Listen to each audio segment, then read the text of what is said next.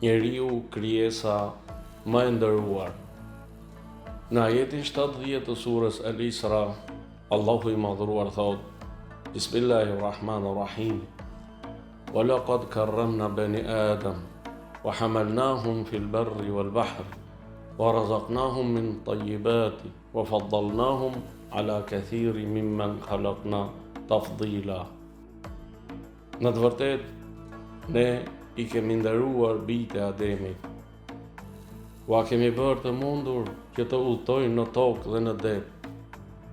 U kemi dhënë ushqime të mira e të lejuara dhe i kemi ngritur lart mbi shumë prej atyre që kemi krijuar. Në këtë ajet të bekuar, Allahu thotë se ai i ka nderuar bijtë e Ademit, pra njerëzit, duke u dhënë shumë mirësi, aftësi dhe mundësi për të jetuar në tokë dhe në det.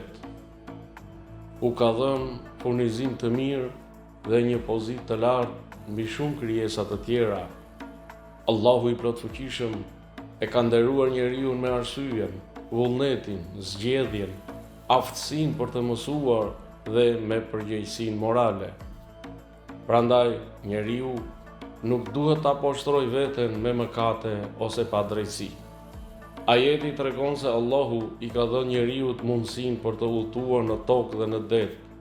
I ka dhënë aftësinë për të ndërtuar civilizime dhe i ka dhënë fuqi për të përdorur natyrën dhe burimet e saj. Kjo tregon se gjithçka në këtë ekzistencë janë në shërbim të njeriut dhe se njeriu nuk duhet i shkatërrojë ato. Ajeti thotë se furnizimi i pastër është një mirësi hyjnore. Fraza e ajetit "u kemi dhënë ushqime të mira e të lejuara" tregon se Allahu ka krijuar shumë begati për njerëzit dhe besimtari duhet të zgjedhë halallin dhe të mirën. Falënderimi ndaj Allahut bëhet duke përdorur këto begati e mirësi në mënyrë të drejtë. Përderisa Allahu e ka ngritur njeriu mbi shumë krijesa, kjo do të thotë se ai duhet të jetë i drejtë, të ketë moral të lartë, të kujdeset për të tjerët dhe të mos bëjë padrejtësi ndaj njerëzve të tjerë. Ky ajet tregon se çdo njeri ka dinjitet, sepse të gjithë janë bijtë të Ademit. Prandaj, në Islam refuzohet racizmi, përbuzja e njerëzve, shtypja dhe padrejtësia.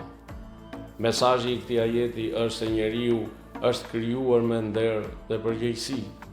Ai duhet të jetojë në mënyrë që ta ruajë këtë nder dhe nderim hyjnor. Ta ruajë me besim, me moral dhe me drejtësi. Kush e përdor jetën, mendjen dhe begatitë e Allahut për mirësi, e ruan nderin që Allahu i ka dhënë njeriu. Por kush i përdor për mëkate dhe padrejtësi, ai pra njeriu e ul veten nga kjo pozitë e lartë që i ka dhënë Allahu fuqiplot.